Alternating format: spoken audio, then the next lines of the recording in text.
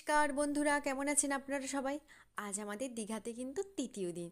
তাই আমরা সকালে স্নান টান করে রেডি হয়ে পড়েছি চন্দনেশ্বরের উদ্দেশ্যে। দীঘা থেকে বেশি দূর নয়, ওই 15 থেকে 20 মিনিট লাগবে। দীঘার যে সমস্ত জায়গাগুলো রয়েছে, তালসারি, উদয়পুর, এগুলো কিন্তু সব 15 থেকে 20 মিনিটের ডিফারেন্স। শুধু মন্দারমণিটা কিন্তু অনেকটাই দূরে, প্রায় 45 মিনিটের মতো লাগবে। সে যাই হোক, আমরা চলে এসেছি কিন্তু মন্দিরের কাছাকাছি। এই যে মন্দির, দেখুন, মন্দিরটা কিন্তু ভীষণ বড় এরিয়া নিয়ে রয়েছে। মন্দিরের সামনেটা কিন্তু ভীষণ ভিড় ছিল। দিয়ে আমাদের ওখানে প্রথমে ধরেছিল যে টিকিট কাটতে হবে, আমরা তো জানি না। এই যে আমরা মন্দিরের গেটের সামনে রয়েছি, দেখুন আমি কিন্তু পুরো কন্যাটাকে ঢেকে নিয়েছি। আসলে প্রচণ্ড রোদ আর গরম ছিল, তাই ভাবলাম না, হাতের কাছে যেটা আছে সেটা দিয়ে একটু ঢেকে যদি পাওয়া যায়, তাই আমি ওভাবেই চললাম।